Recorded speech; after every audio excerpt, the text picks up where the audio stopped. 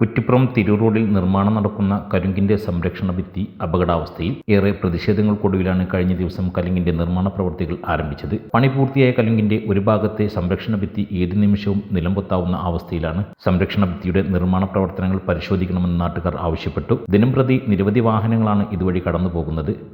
ഞായറാഴ്ച പുലർച്ചെ വാഹനം ഇടിച്ചാണ് സംരക്ഷണ ഭിത്തി അപകടാവസ്ഥയിൽ ആയിരിക്കുന്നത്. സൈഡ് ഭിത്തിയിലെ കോൺക്രീറ്റ് കരിങ്കല്ലുകൊണ്ട് കെട്ടി നിർത്തിയ ഭാഗവും ഏതു നിമിഷവും നിലംപൊത്താവുന്ന അവസ്ഥയിലാണ്. News bureau, Kuttippuram. തിരൂർ റോട്ടിലെ കലുങ്ക് നിർമ്മാണം നടക്കുന്ന ഭാഗത്ത് പാലം പൊളിഞ്ഞ് എന്ന് പറഞ്ഞ് രാവിലെ ഒരു കിംവദന്തി പരന്നിരുന്നു. പക്ഷെ അത് പാലം പൊളിഞ്ഞതല്ല. പാലത്തിൻ്റെ നിർമ്മാണവുമായി ബന്ധപ്പെട്ട് സൈഡ് ഭിത്തി നിർമ്മിച്ചപ്പോൾ അതിൽ അശാസ്ത്രീയത കാരണം അത് പോയിന്റ് ചെയ്തിട്ടുണ്ടായിരുന്നില്ല. ആ ഭാഗമാണ് കുറേശ്ശായി ഇടിഞ്ഞിട്ടുള്ളത്.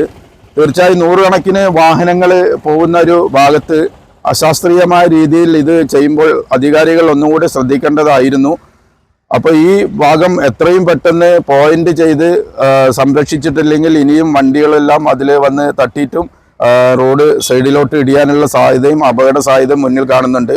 അപ്പോൾ അതിൻ്റെ വേണ്ട നടപടികൾ അധികൃതർ പെട്ടെന്ന് സ്വീകരിക്കണം. പാലത്തിന് യാതൊരുവിധ കേടുപാടുകളും ഇല്ല, അങ്ങനെ ഒരു കിംവദന്തിയാണ് ഇതുവരെ പരന്നിട്ടുള്ളത്.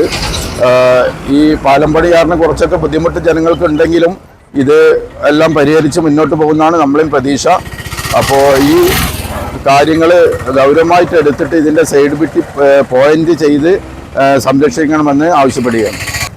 നിലവിലിപ്പോൾ തിരൂർ റോഡിൽ വാഹനങ്ങൾക്ക് ബ്ലോക്ക് ഇപ്പോൾ കൂടുതലാണെന്നാണ് നമുക്ക് അറിയാൻ കഴിയുന്നത്. അപ്പോൾ അതിനിപ്പോൾ താൽക്കാലികമായിട്ടൊരു ബദൽ സംവിധാനം എന്ത് ചെയ്യാൻ പറ്റും എന്നുള്ളത് പറയാൻ പറ്റും. ഇപ്പോൾ കഴിഞ്ഞ 2-3 ദിവസങ്ങളായിട്ട് ഈ കലുങ്കിൻ്റെ പണി തുടങ്ങിയിട്ട് നൂറുകണക്കിന് വാഹനങ്ങൾ പോകുന്ന തിരൂർ റോഡ് ഉച്ചയ്ക്കും വൈകിട്ടൊക്കെ നല്ല ബ്ലോക്കാണ്.